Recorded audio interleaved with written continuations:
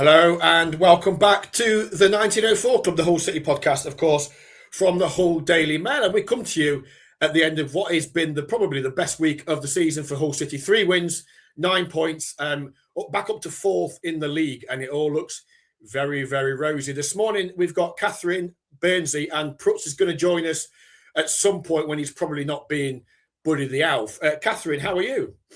Oh, I could not be better, Baz. It's just been a great week, hasn't it? And it's obviously I was at the Southampton game, which was the first of the three wins, and that was a little bit tense holding on, but a fantastic game. And then the other two have been equally as good. So can't ask for much more, can we? Absolutely, it's been fantastic, really enjoyable. And Burnsy, we've had the pleasure of being at all three of them.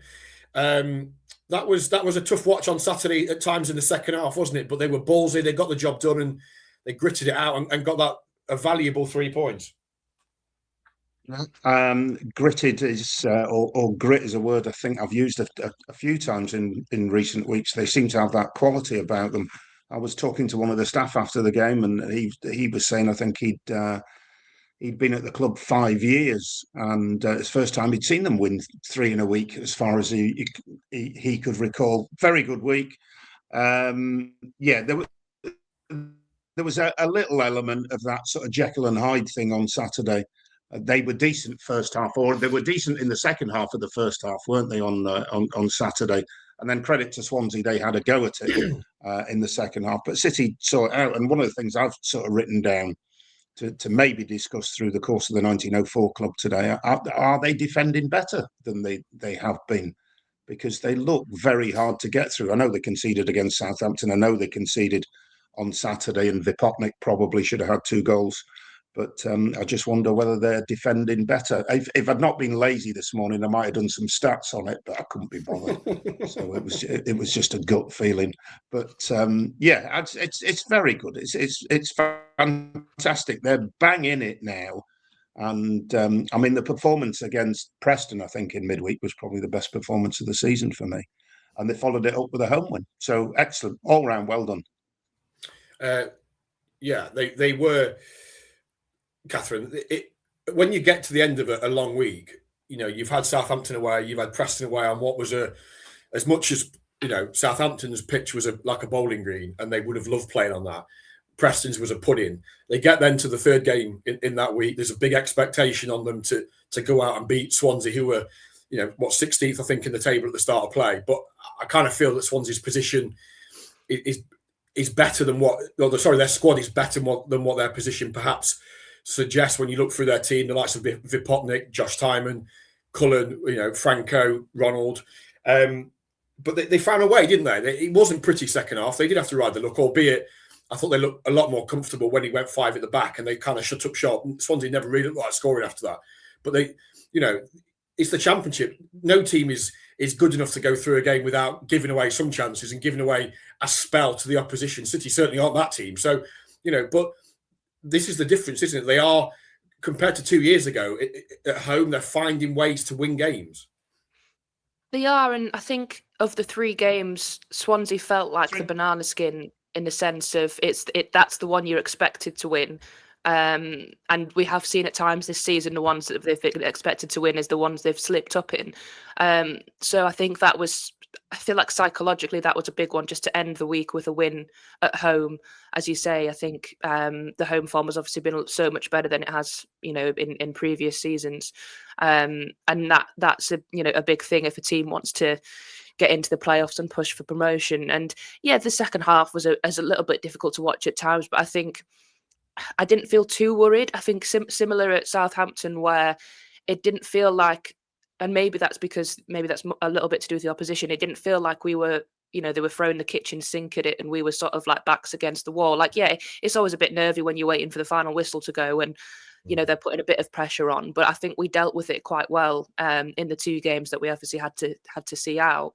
And I think, as again, psychologically, to get that win over Swansea in a game that people expected you to win, that is hopefully a big thing, because they've got another game coming up at Blackburn, which people will expect them to win, but I don't think will be as straightforward, given we saw Watford obviously drew there at the weekend. So, yeah, it was a professional performance, I think, is what the pundits call it. Yeah, absolutely. Burnsy, in answer to your question, excuse me, it's 5 clean sheets in 10 since the 10 and a half, actually. Or maybe you could say 10 and a bit more, because they conceded 4 against Borough in that first half and didn't concede in the second. Then they had 120 odd minutes against Blackburn in the FA Cup and they kept a clean sheet.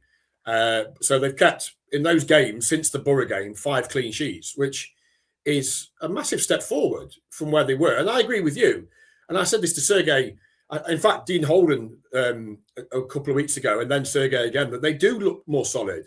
And we spoke to Louis Coyle after the game against Borough at the MKM, where they conceded 4, and sort of said, does this need to be a watershed moment? Because you are conceding too many goals.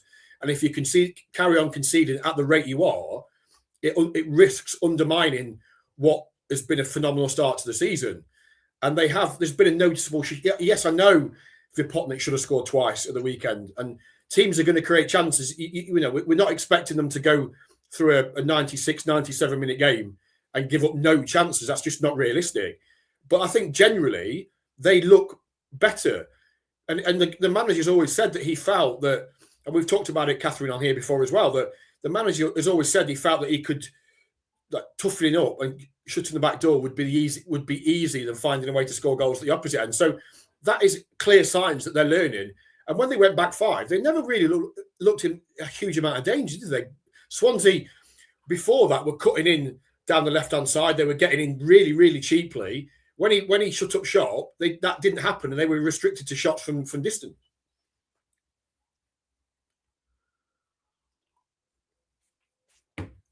Burnsy, feel free to come in. I was going to say something to me. I didn't know if that was the delay of Burnsy's internet again, or whether that was actually directed to me. But yeah, I think there was a time early in the second half after they scored where you'd felt like that goal had been coming for Swansea, and it was about how they reacted to it. And there was a little bit of it's old Swansea here, we're not really getting out of our half. But then he made a couple of changes, as you said. He sort of switched the formation. And while I still like Swansea will leave that game thinking they should have had a point, and I think that would be fair enough for them to think that. And there were a lot of things that weren't perfect about that second half and the game as a whole. But ultimately, we were the ones that came away with the 3 points. And sometimes you're not going to be perfect through the whole game, and you're going to have to get through those dicey moments. And that shows the signs of a good team. So, and I think defensively, apart from earlier in the second half, I think we did get better as it went on, and when he did make the changes. And generally, I think we are defending better than what we were at the start of the season. It certainly feels like that anyway. It feels like I know we've talked about the goals Swansea probably should have scored, but it does feel like generally we're conceding less chances. And maybe that's because we were conceding so many chances earlier in the season. But it does feel like they've got used to playing. I was going to say used to playing with each other, but obviously you've had to bring in Famewo, who wasn't playing earlier in the season, for Giles. So I think, again, they've dealt with that kind of back four having to switch due to injuries quite a bit, and they do seem to have a good understanding of each other. So I do think it has got better. Burnsy, feel free to add your 2 pence. Yeah, sure. Yeah. So, sorry if Kaycon watched the 1904 club, and frankly, why wouldn't you in the city of Hull? There's any chance you can sort my internet out. But thank you anyway. What was I going to say? Yeah, and the keeper's playing well. The keeper's playing really well. He made some excellent saves on Saturday, and they're together. And I think the whole team is working at the defending. You look at Ollie McBurney coming back at Southampton. He probably made more defensive headers than he did attacking headers in the game. So they're all taking a collective responsibility. My gut feeling was they look better defensively. I also think Charlie Hughes has come onto his game. He's maybe a little less rash than he was earlier in the season, and you can see him starting to mature into. Well, he is going to be a top class defender. I think we all suspect that. but you can see improvements in his game as they go along. So, credit to them, to the coaching staff and the players for getting it right. Benjamin Hawthey says, fantastic performance Saturday. These are some of the tweets coming into the 1904 club. Great to see so many players celebrating the goals. Shows the togetherness and unity. Fair play to Sergei Yakirovich. Exciting end to the season. Keep the momentum, boys. I know you love the fat boiled sausage, Baz. He says a perfect week. Genuinely think we can challenge for top 2 for the duration of the season. There'll be twists and turns yet, I'm sure. And DJ Dane says, what a week to be a Tigers fan. Love this team and the togetherness they show. I've been really impressed with you. Yeah, he's been a fantastic introduction. He's exciting, gets you to the edge of your seat or off your seat or out your seat, doesn't he? Is he pushing for a start next week? With regards to transfers, is the Dieng deal dead? And is a goalkeeper off the list now up the Tigers? Perhaps that's one for you, really. The latter part of that from DJ Dane. Yeah, in principle, they had agreed everything with Dieng, and they'd got approval from the EFL to make it happen. And then there was some disagreement over finances with Dieng and Middlesbrough. Then they had a meeting with the Football League about January, about what they could and couldn't do in terms of bringing players in. And it was decided that bringing in another goalkeeper wasn't the highest priority. So I think after that meeting with the Football League, and they obviously said, right, you can do X, Y, and Z. City went, well, actually, bringing in a goalkeeper isn't that big a deal. Perhaps Phillips in the penalty shootout against Blackburn gave them something to think about, which is understandable because they'd not seen him since the Wrexham game. Yes, they see him in training, but that's very different to a competitive game. Maybe they thought, actually, we can swallow this. We can get through with Ivor and Dylan. And we'd rather bring in an extra outfield player, which is entirely sensible. And I think most City fans would probably agree with that. So that was put on the back burner. Obviously, they've since brought in Hirakawa, who looks a real treat. And it was lovely to see him present the young City fan with a shirt at the end of the game on Saturday as well. And Collier and Paddy McNair and obviously Kieran Dowell as well. So it has been put on the back burner. We are a week out from the window closing, 7:00 next Monday night. I still think there's one or two things that may yet happen, and bringing in a goalkeeper can't be ruled out. But that will depend on one or two leaving. Casey Palmer going has made a massive impact. He was on a fairly hefty salary, so him going has freed up huge amount of finance in the wage bill to bring in other players. So if they can get another one out maybe in the next week, then we'll see. But I think supplementing outfield players has been their bigger priority, particularly with Shemi Ajay getting injured. Obviously, Crooks is sidelined at the minute. Giles is still not fully fit. We've seen Darko JB go down as well, Balumi.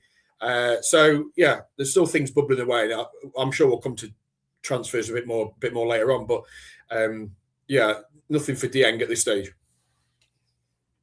Yeah, well, it makes sense because unless I'm wrong, you can still bring in a keeper on an emergency loan at any stage, can't you? So it's just sensible and common sense.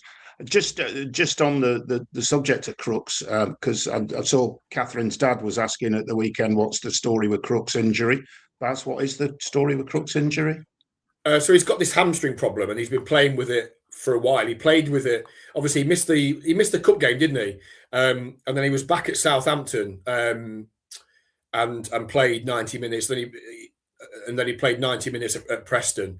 So they've been a bit cautious with him. I suspect that we probably won't see him at Ewood Park this weekend, and maybe against Watford a couple of days later. So, I mean, we are going to be with Sergei later in the week ahead of Blackburn Rovers. So we'll get a full update. But my gut feeling is that he is so important, so influential on and off the pitch for City that they don't want to take any risks. Obviously, he's been playing with that pectoral injury since the Leicester game, I think.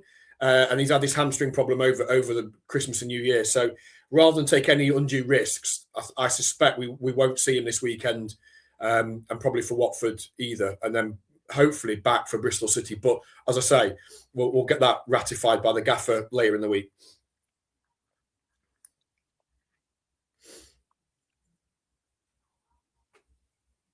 Gone quiet again. It's not my internet that time. I thought I was waiting for you to follow it up because you asked the question, so I was expecting you being, You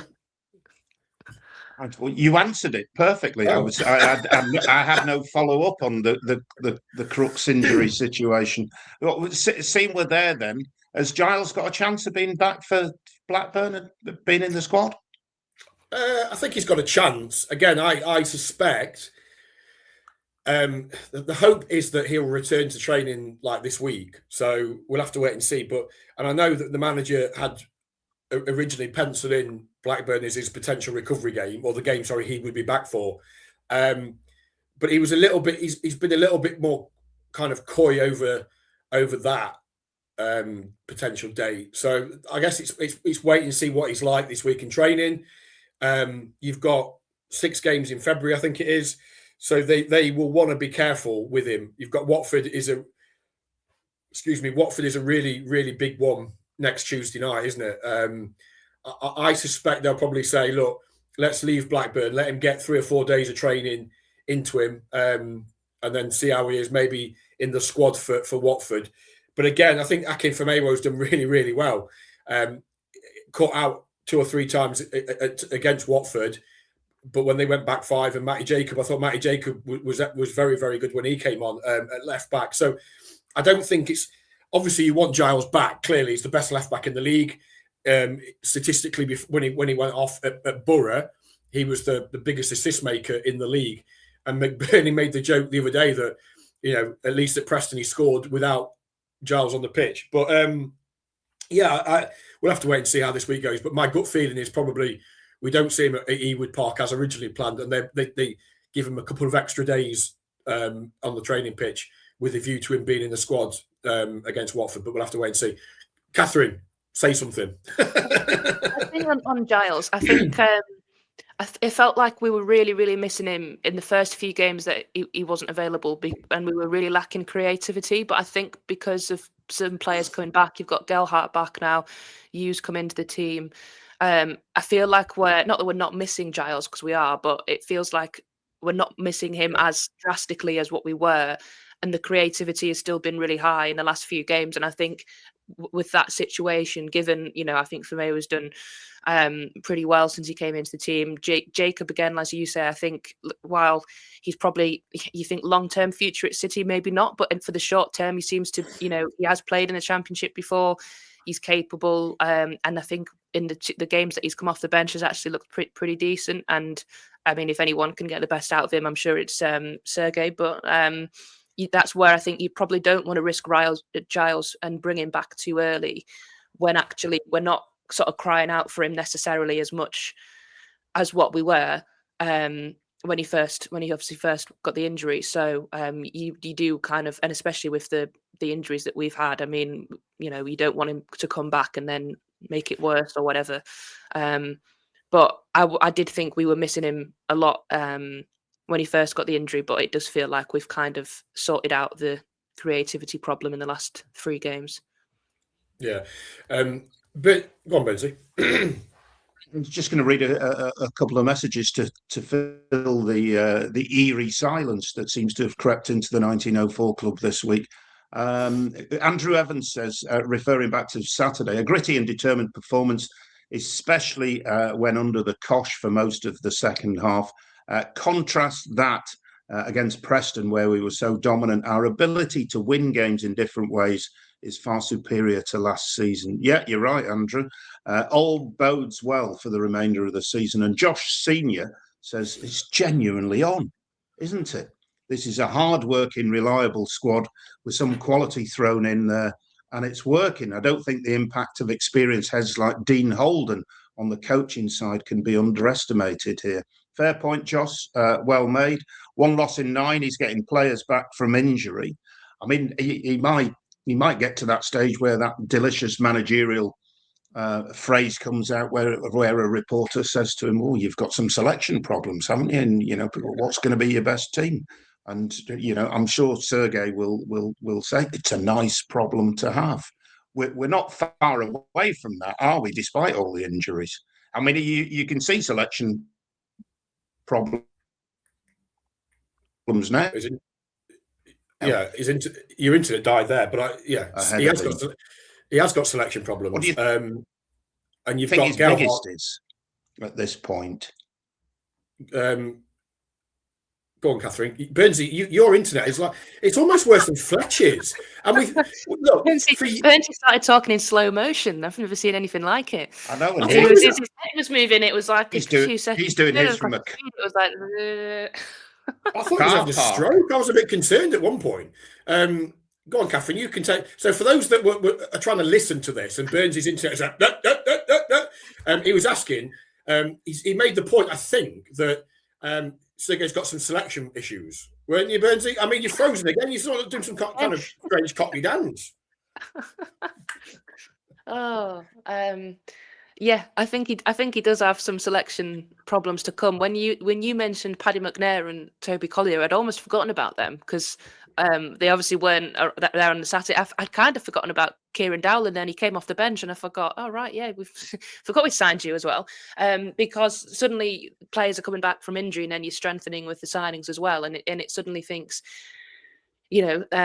more options off the bench, and who's going to, who could potentially not be on the bench, and all this different type of thing. And it's a nice position to be in, because it does feel like on quite a few occasions this season we've been in situations where we've been having to put younger players on the bench, and we've not had the options, and it feels like we've been dealt a bad hand with injuries for quite a lot of the season. So to actually have more depth and more options is never a bad thing.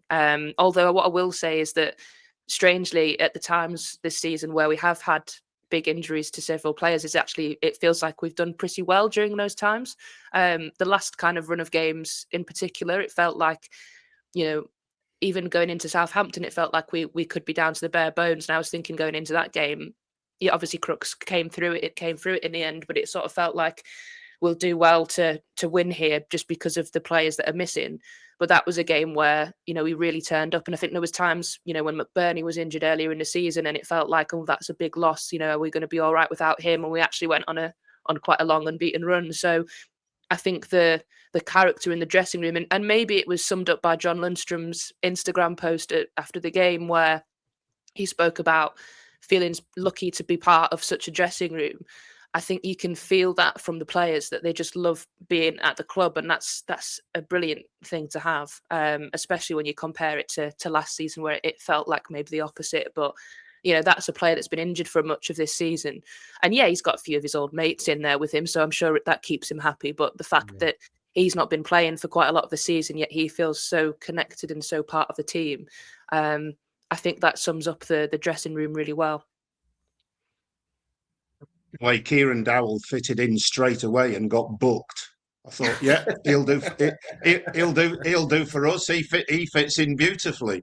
I do think, all joking aside, I think he's, from what I remember of him, I think he's an excellent signing in terms of the quality of his football, his ability to get goals, and his ability to play sort of across midfield and up front, if I've not got that wrong from memory. So I'm impressed with that. Reid Wilkins says, unbelievable City at the moment. Not a great second half against Swansea, but who cares? Massively impressed with Regan Slater again in that midfield.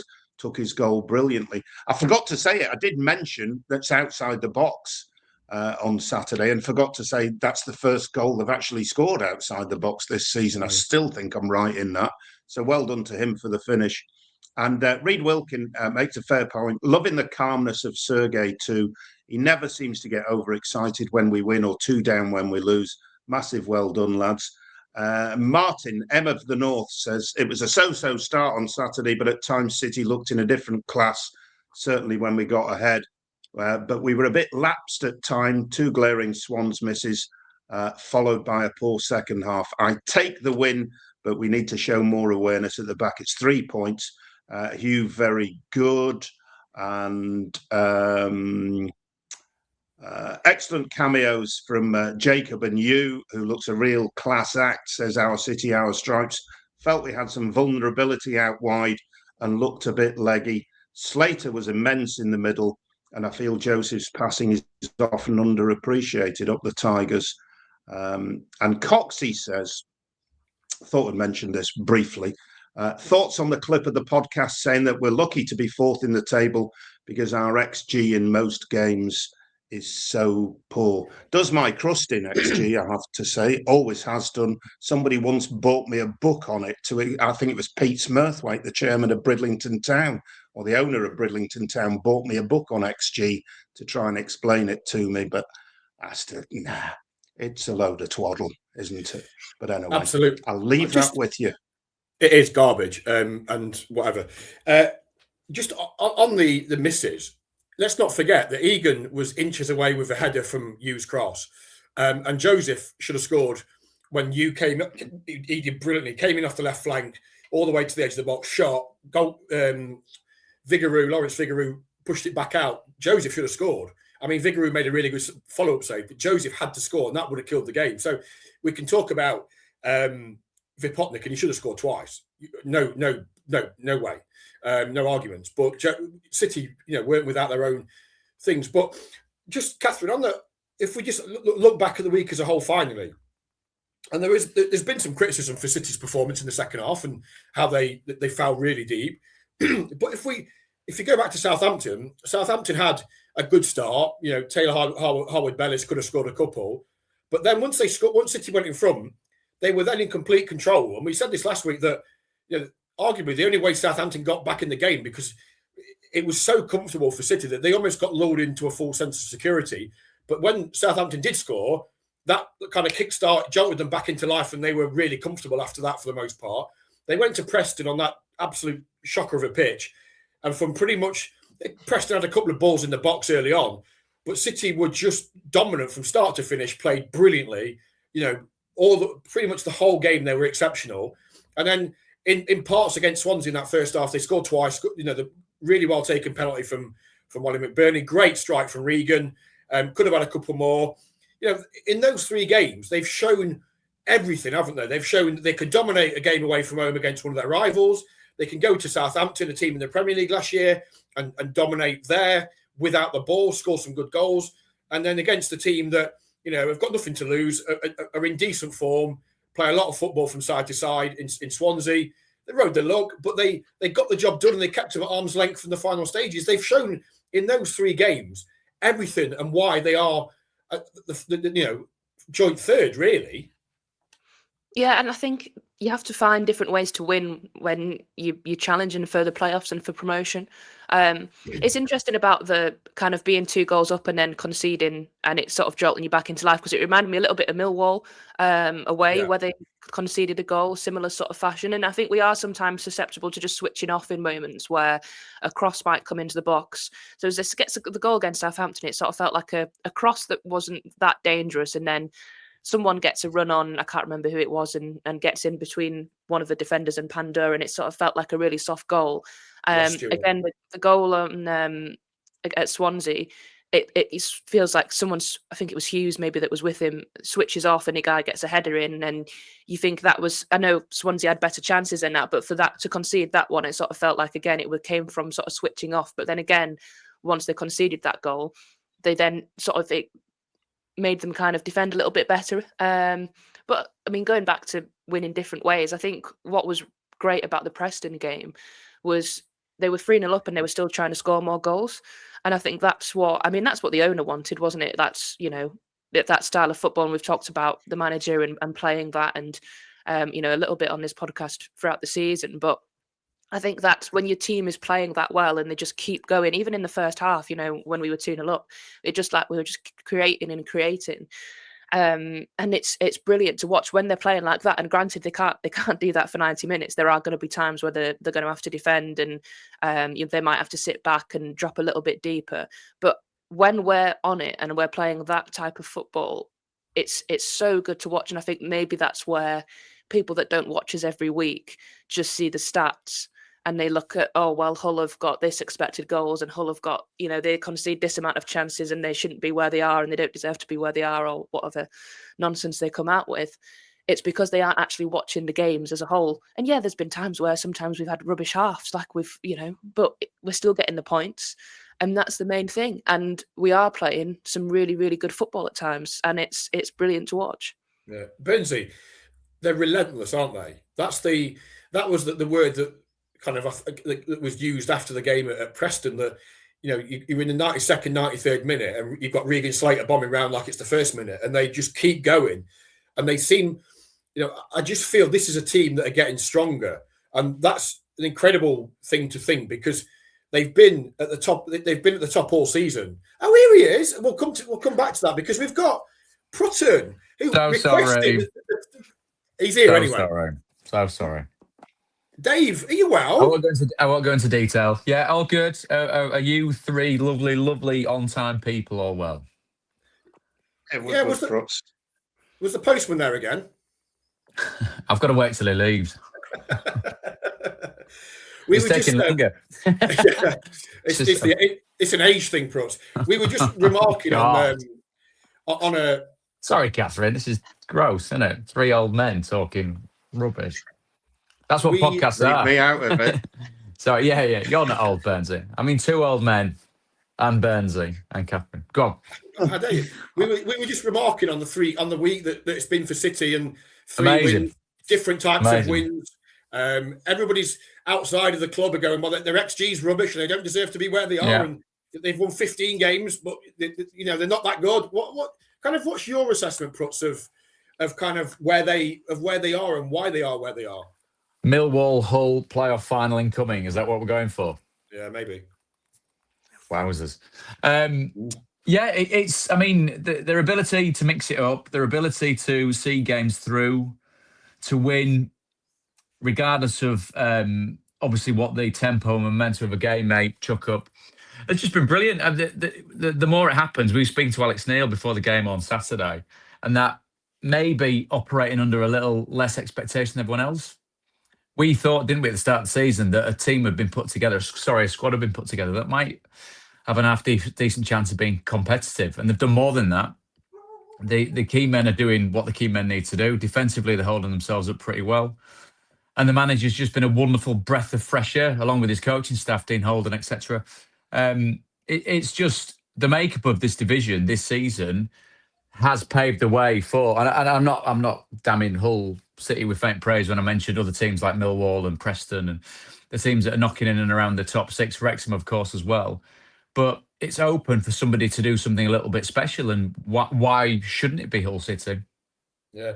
Kathryn, do you think this season feels different when you compare it to 2 years ago under Liam? To last season. Yeah. That's why you're here for that. Just a bit. Maybe. But under Liam, at the start of the season, Adjourn and Liam were very bullish. We want promotion, playoffs, etc. They spent a lot of money, big players coming in like Fabio Carvalho in January, Jaden in the summer, Liam Delap. They've got Greavesy, Mika Seri, Tyler Morton. There was the felt of pressure, and ultimately that pressure got to them in the final weeks of the season, particularly at home. Whereas this season, it's not a free hit by any stretch, but there's no pressure on City really, is there, in terms of what the expectation is, the players that they brought in the last season, the summer. It feels very different. And the gaffer's, okay, like he said on Saturday, well, why can't we dream of finishing second? Why not? What's wrong with that? I think as well with this team, we've got those experienced players that have been in promotion and playoff battles before, like your John Egan, Lundstrom, McBurney. They were there with Sheffield United. They know what it takes to actually get promoted. I think part of the problem with Liam's team is that we didn't have, I don't even know if we had anyone in that squad, or we had a very few players that would have been in that situation before and actually been in a promotion or a playoff battle. And I think that does help the dressing room, having those experienced voices mixed with, some of the younger players that have obviously benefiting from playing alongside them as well. And I think that can't be underestimated. And yeah, there is also less expectation this season. I don't think in the summer anyone would have thought that we would be, where we are currently or playing as well as what we are. And I think maybe that has helped. And it might be interesting to see now maybe the expectation will come, because they have been in that, that top four top 6 bracket for a lot of the season. They are playing well. Can they now handle this expectation where, you know, they are bringing more players in January, for example? Suddenly people start to talk about you in the title race and you know, well, not the title race, but the promotion race. And it's kind of, you know, can you deal with that pressure if that does come? But for now, I'm quite happy with people writing us off and saying we don't deserve to be there. I think that suits us fine, and I think that suits the players fine as well. Burnsy, you wagging your finger? Do you need the toilet or? No, it's all right. It's okay.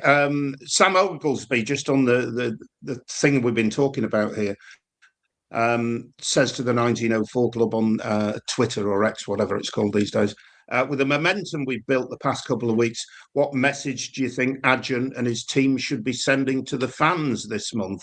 Ambition or patience? What do you think, Prutts? I mean, do we see an owner there that wants to dial things down, that doesn't like that type of kind of exposure and attention? I think it would fit him down to the. And I mean, I'm saying that slightly tongue in cheek, and I'm not for one second saying it's an ego trip or anything, but he's getting what he wanted in the best possible way. We've mentioned it many times. It's probably me mentioning it more than anyone else about decisions that were made because of the style of football. And there's me there saying, well, you know what I mean? The best type of football is winning football. But he's managing to box off both.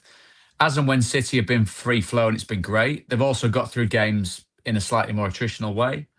And from an owner's point of view, who is putting a vast amount of money into the club, just to kind of keep it ticking over. Again, another thing that we've discussed, isn't it? What the running and operating costs are for a club in the Championship is a scary amount of money. So his ability to do that, stay enthused, and get what he wants, it should be pretty. Is there to be respected, and it's up to him to get carried away. It's up to the fans to get carried away.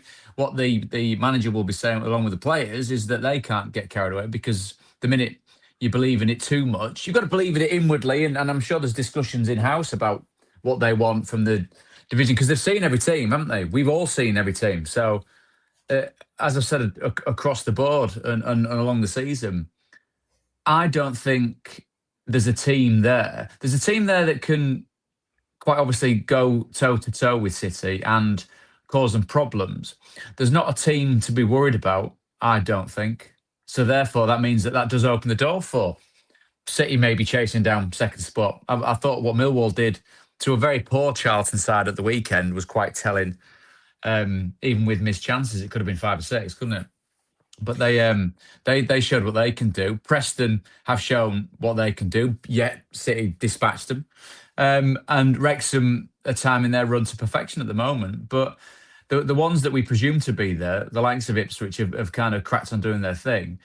And Coventry and Borough just nudged ahead of everyone else. There's nothing. And that's with the greatest respect to the division. I love the division and the teams that are in it, but nothing in there that should scare Hull City. And perhaps the thing is as well, and I see people criticising from outside. For but what? when you look, just for the way they play, the fact that they always say underlying stats, and we talked about this before you came on about XG and all that rubbish. But the big stats are they've won 15 games. They've got the best away record in the league. They're one behind Ipswich, who are second top goal scorers. I mean. And they've got 50 points, which is more than they had last season. I don't think anyone in that's connected to Hull City really cares, do they? No, not. I mean, nor should they. We've judgment's been passed on style of play, managerial changes that we saw last season, which were terrible. The decisions that were made about who was to be in charge weren't very good at all.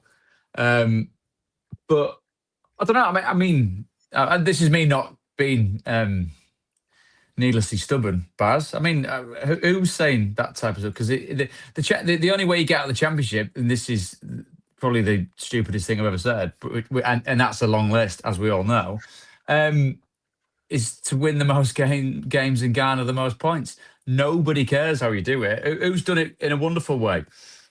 Burnley under Vincent had a great attacking side. Burnley under Scott Parker were great defensively. Leeds United had the best players. Southampton passed the way to promotion. When you look at the teams that went up last season as well. I mean, like I said, utmost respect for this division and the players that are in it, but very rarely do teams do it in a way, I don't know, akin to Brazil in the 70s or Barcelona in the pop, do they? They just grind results out, and that's all City need to do. Kathryn, it's a strange, in terms of there's a feeling from fans of other clubs, though, isn't there, that City aren't there on merit, which is a load of rubbish. We all know that because we watch them every week. And, you know, up to Ryan Giles getting injured, he was the top assist maker. You've got Ollie McBurney and Joe Gowhart towards the top of the goals charts. As I said before, for most of the season, they were the second top scorers behind Coventry. Ipswich have won above them now. They've won 15 games. You know, they're on 50 points after 28 games. They're there on merit. And if whenever you look at the last 4, 8, 10, 12, 15, 20 games in the form guide, they're either top, second, fourth. They're in the top 4, aren't they? So this isn't a fluke. And we can talk about XG and all that garbage, but they are there because they deserve to be there. There's no argument about that, surely. No, and maybe some of those other teams should have taken their chances against us when they were playing us at the time, if they think that, you know, that we don't deserve to be there. But like I say, I actually quite welcome people kind of saying it, because I think it only helps us in the sense of people writing us off, and I'm quite happy for people to not start talking about us in the promotion race and us just keep doing what we're doing and doing it maybe a little bit more quietly. And I feel like it does remind me of the Phil Brown team a little bit, because I don't think people took that team seriously for a while before it really kind of got to the end of the season, and it sort of felt like there hadn't been any expectation on that team going into the season because they'd nearly got relegated the season before. No one was really kind of talking about Hull, and it wasn't until we actually we're in the playoff final where I think people kind of sat up and took notice of us. And maybe the same thing might happen this season. I hope it does. But I just find it quite amusing that other people seem to think that we don't deserve to be there. But as we all know, the table doesn't lie, and it didn't lie last season when we nearly got relegated, and it's not lying now when we're in the top 6. Burnsy? Yeah, I just on the subject of expectations, I read an interview with Adjan in the Eye this week, where the journalist suggests he's playing down expectations. Quotes Adjan saying, "Before the season, my target was top 10. We're there now, and I'm happy." And he doesn't really expand on it to say whether they're going to go on. Just one other thing out that interview, he says, the journalist says on top of the 4 signings they've already made, I take it he's counting Collier and McNair. He says, Adjan says a 5th is possible in the final days of the window. Maybe there'll be one more surprise. Can we talk a little bit about transfer window? Because they've got McNair and Collier to come is the expectation. Prutts, what do you know of Paddy McNair? Is he a good addition? I think the word solid springs to mind, doesn't it, with regards to how he's put this team together. And I think, given what we've seen from Paddy McNair and given the type of profile of player that they're bringing in, I think he fits. I think he absolutely does fit. Nothing there to really rock the boat with regards to what he would bring. You're looking at a player that's a good age. I mean, not that I kind of vouch for all the players all the time, but you need that experience. Someone who's 30, is he 29, 30 years old? Certainly shows, should be able to show what he can do.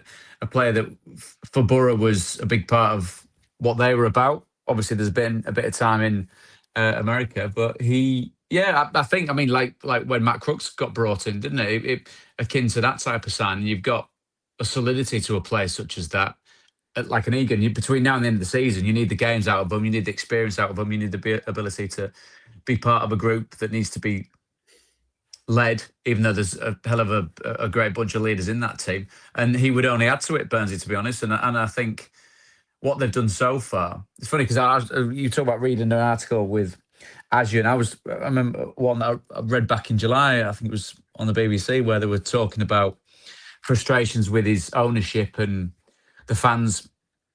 I mean, that in kind of a broad term, the fans starting to lose a little bit of patience with him. But everyone that questioned him, that that's been answered, hasn't it? Pretty succinctly, with the players that he's brought in, with the team, the way that it's playing, the manager that he's brought in, and where they currently find themselves. Nathan Jones said something quite telling on Saturday. He talked about they're working their way through quite a tough time, and a team that comes up, it's about consolidation first and foremost.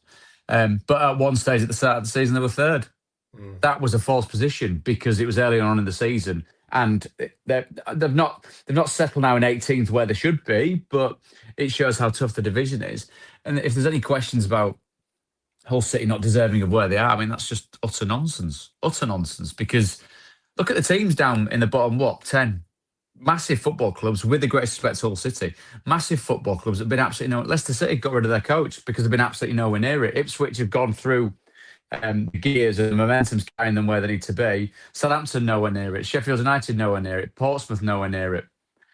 West Brom no. I mean, I'm just naming all the clubs underneath Hull City. So many football clubs that would maybe quite stuffily think they should be above Hull City. Hull City are absolutely there on merit. You can't fluke being in the top 6 at the end of January. That's not luck. That's performance. That's results, and that's determination. So, going back to the chatting about the owner and bringing in someone like a Paddy McNair, there may be questions about Ajan at certain times over his tenure at Hull City, but he's been more than willing to face up to criticism, and he's been more than willing to right the wrongs of decision making, and he's done it with bells on it so far. Just on the subject of Paddy McNair, he was at the game on Saturday. We expect that to be done today. I'm told that Toby Collier's move from Manchester United is done, and that should be announced probably Wednesday or Thursday. Kieran Dowell, obviously you'd have seen a fair amount of him for his career, given he was at Forest, in 2017 time. Very highly rated. A long time ago now, doesn't it? Yeah. Yeah. What that we were talking before. Kathryn was saying how she thinks that's a really good sign in Burnsy as well. What's your thoughts on Dowell?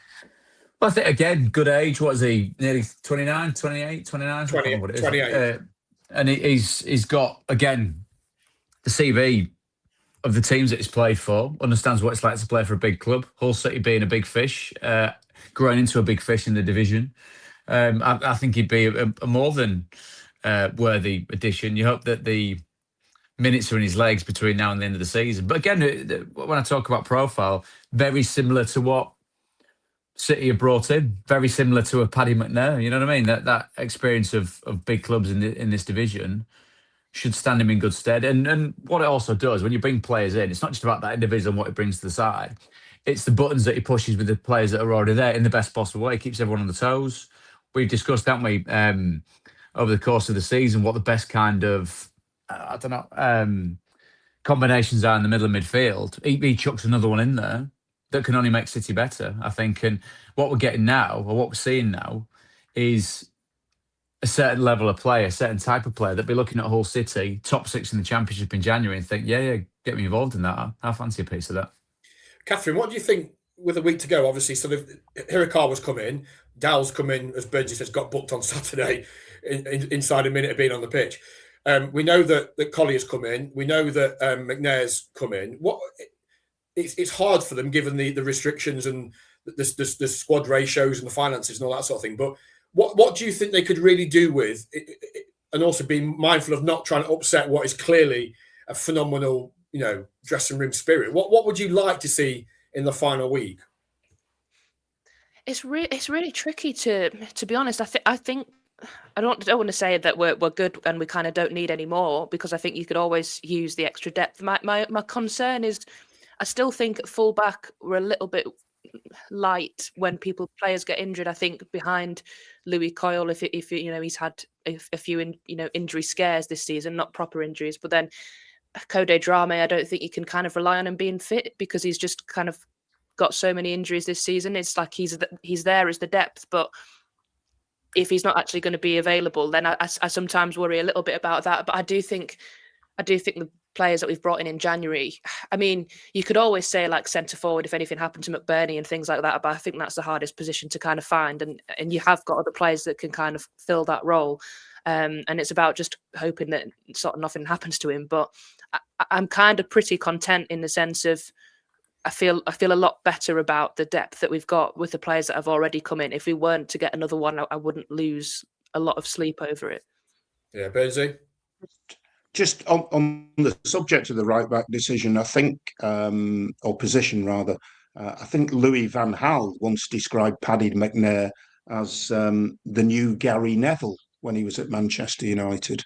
So he has played at right back. So that would, I think he's more seen as a centre half these days, but that would give you cover at right back.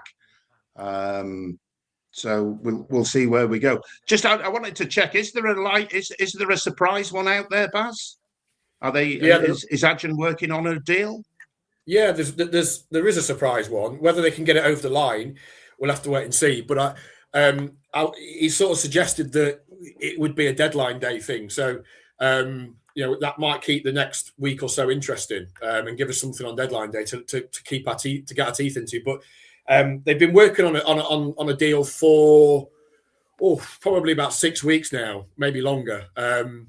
So we'll have to wait and see how that plays out. But it's Adjan, isn't it? And the club is addicted to signing, so you wouldn't rule out something else happening in addition. That might not happen. It's things can change. So we'll have to wait and see. But yeah, I think it's going to be an interesting end because I still think there's one or two that might go. Brandon Williams isn't fit, but the talk is that he might still move on. There was talk about Akintola, but he wants to stay. Drame, I think, would have gone had he not have got injured. I think that deal to Stoke would have got done. I still think he probably goes in the summer. But yeah, so we've seen Casey Palmer go to Luton. He played 77 minutes. They lost at Plymouth. He was the big one to get rid of from a salary point of view. So there won't be a huge amount, obviously, because they don't want to upset the apple cart, do they, Prutts? Because that's their biggest strength is their spirit. Yeah, that togetherness. It's typified, isn't it, by Louis and reading bits and bobs that he's put on socials. It seems like a very harmonious camp. Obviously, a lot more straightforward when things are going well for it to seem like that. And there's been no sense of needing to get rid of bad apples or anything like that. But if players aren't playing and are a little bit frustrated, then it's time for them to go. And you deal with those players as you see fit. Obviously, there's a fondness sometimes for one player over another. That's just the way things are, given the amount of time that a player may have spent at City and what they've done for the club. But it's all about the here and now and the togetherness, the spirit, as you say. And it's not just plucky. I mean, like a plucky, ramshackle bunch of fellas just chucked together that are kind of using spirit to get through. Some very good players for City. There's very good players, and there'll be players that maybe other teams thought about but didn't have the nerve to take a punt on, that maybe are regretting a couple of those now, which is a good position to be in. And we've spoken about City being a place for players to come as a destination rather than a stepping off point. And it's more and more doing that. You look at Ollie's face when he's playing, he's loving, isn't he, playing for Hull City, as is everyone at the moment. And everyone being able to watch the side has been going back to what Adjan made changes for. The old gladiator one of "Are you not entertained?" I mean, good, bad, indifferent. Obviously, barring games in the FA Cup, you rock up to watch Hull City, and you're coming away with a smile on your face, aren't you? Burnsy? This to the 1904 club from Steph Hamilton. Different type of performance on Saturday. Love that we seem to be able to win several different ways. Ground it out against Swansea. McBurney says Steph is hands down the best striker I've seen in a City shirt. Endless energy and guile, daring to dream. Steph, thank you very much for that. Now, I'm not an advocate of violence, but will one of you pick Baz up by his ankles and the other one of you tickle his feet? Because I suspect he knows more on this possible intriguing fifth signing. Just position. Give us a clue, Baz, because you'll have a position-wise, what are they looking at? What does it rhyme with? Feel they need? I think it might be across midfield, but that's all I'm going to say. But it would be a very good. It would be a very good signing if it comes off. But they're ambitious, and he said himself, didn't he, the big man on Twitter last week, that we worked our magic again. So They've got an ability to get players in and pull. We saw it with Carvalho 2 years ago, and he wanted Carvalho, or they wanted Carvalho this window, but obviously he then did his ACL, and that scuppered that. And I think Carvalho would have been potentially viable, but so look, let's wait and see. Kathryn, Blackburn at the weekend in free fall, fan protests, local paper banned. It's all. It's not a pretty picture at Ewood, is it? It's no longer Fortress Ewood. No, it's not. And again, it kind of feels a little bit like a banana skin in the sense of people are going to expect us to win that game. I don't think it'll be straightforward because I think Blackburn can still be hard to beat, as we saw in the FA Cup game, as we saw against Watford at the weekend. I do think, despite kind of everything going on off the pitch, they can still be a half decent team on it at times. But again, it does feel like a big opportunity to get a fourth win in a row. And I think if we play to what we're capable of, then we should have too much for them. But it is just one of those kind of sort of potentially tricky away fixtures that you might have to navigate, because they'll probably set up to try and play for a point and hit us on the break rather than taking the game to us. It reminds me a little bit of the situation of what we had with Norwich earlier in the season, when they had all the protests, or the terrible tennis ball protests where they threw about 4 or 5 onto the pitch, and that was it. But that kind of felt a little bit toxic earlier in the season, and some it feels like maybe Blackburn might be similar on Saturday, and that's can only be a good thing for us going there, and we have to try and use that to our advantage. Blackburn 1 win in 10, 2 wins at home in 14. But Sergei did say to me on Saturday they've got some magic formula because we've played 2.5 games against them and we haven't scored. So clearly Blackburn have got something on City that nobody else has been able to do. Prutts, Blackburn dropped into the bottom 3 at the weekend. All is not well there. But as Kathryn rightly says, this is a game that everybody will expect City to win, but the Championship never works like that, does it? No, it doesn't. But given the context of it and where they find themselves, that consternation of the fans with how they're viewing the club and what the performance is like on the pitch, I don't think it'll be straightforward by any sense for Hull City. But I think getting there and getting 3 points is more than manageable, and I think more than likely to happen, to be honest. You talk about the spirit that they've got. That's in direct contrast to what Blackburn Rovers is like as an entity right now. There's a real sense of togetherness for City. I get a feeling we'll travel in numbers, because obviously it's always a lot more fun and a lot more motivating to travel when things are going well. Not saying it's about being fair weather, but a day out at Blackburn, it sounds a little bit like I'm taking the mickey, but where you can go and come back with 3 points against a side that's, as you say, dropped into quite a perilous position, something obviously that City know all about from last season. I've got, I mean, to really kind of tempt fate, I've got full expectations that City go there, play well, and come away with 3 points. And I know what you're saying about the context of the game, and it's not great in the sense of there might be some kind of us against the world type vibe from Blackburn, but I don't see that. I see City going up and showing the mettle that they've shown, and playing well and dispatching Blackburn pretty straightforwardly. And Burnsy, once that game's out of the way, then you've got 2 mammoth home games in the space of a few days. The Watford rearranged next Tuesday, and then Bristol City at home on the Saturday before the FA Cup. Those 2 games in particular are huge, aren't they? Given they're directly below City in the table in terms of the playoff race. You could put massive distance, even more distance. It's already 7 points. That distance could grow significantly. And obviously, if they were to beat Watford in their game in hand, then they're closing in on the top 2, and then it's a different conversation entirely, isn't it? Yeah, and I think the Watford fans are having a wobble, sort of looking at Twitter and what have you. Watford are a bit on the slide, aren't they? They've got talented players, but I get the feeling they now feel the manager that they wanted back isn't getting out of them what they feel he should be getting out of them. So, I mean, they're all eminently winnable. And I 100% agree with Prutts on Saturday. It's a game you win at Blackburn, looking at the form. They're a club in disarray.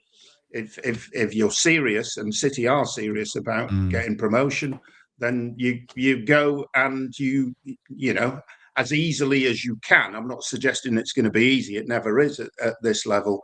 But you brush them aside and you take the 3 points. Hopefully that won't come back and bite anybody on the backside next week. But they should. It's a game. If you're serious about promotion, that's the sort of game you go and win. And also you've got home advantage against, you know, Watford are underachieving. Bristol City are doing all right, aren't they? I take it Hugh's not allowed to play against Bristol City because that's his parent club. And they've had a good week. There's no reason to suggest it won't be a good week again. They've every chance of doing it. He's getting players fit. He's making new additions to the squad. He's proved a judicious user of his squad in terms of getting everybody together. And I do think, just harking back to what we were talking about, his biggest decisions now might be who starts, because they'll all be thinking, well, I deserve a start. I ought to be in that side. So we'll wait and see. It'll be intriguing, but they should win at Blackburn. They should. Kathryn, final word to you. Just sum up how it feels to be a Tigers fan at the minute. Oh, it's so good. I'm getting really nervous about that Women's Champions League final clashing with the Championship final, and I'm gonna have to be rooting for all the teams that play the English teams in the semi-finals, because it does feel like we're riding a wave a little bit at the minute. And I think compared to last season, where it was just depressing and you kind of feared the worst, it feels so much nicer to be happier and to enjoy watching your team again, because I think that's all anybody wants when they're watching a team play. You want to enjoy it and be excited. Absolutely right. That's it for this episode of the 1904 Club. Thanks for listening. Thanks for watching. All your comments are all appreciated as always. If you are heading to Blackburn, and I think there's a good following, they've sold out the initial couple of thousands, more tickets on sale. So we will see you there. Prutts, lovely to see your face again. Sorry for the lateness, but hey ho, we got there, and I'm sure everything before it was much better than my contribution. So anyway, Kathryn, I mean that's a ringing reaction, but yeah, cheers. Kathryn might argue that point, but anyway, Burnsy. Yes, enjoyed it. Sorry about the dodgy internet. If you are watching at KCOM, come round and sort it out. Yeah. I think Burns is borrowing Fletcher's internet. Anyway, Kathryn, have a good week. Thank you, Baz. And yeah, you missed. Yeah, I'd go back and watch earlier in the podcast, Prutts, where Burnsy actually looked like a robot at one point, where it was just moving so slowly as the internet just stopped. That's his favourite dance move, the robot. He told me that in confidence. Yeah, absolutely. Right. Thanks, everybody. Have a good week, Tigers. And we'll see you at Fortress Ewood on Saturday afternoon.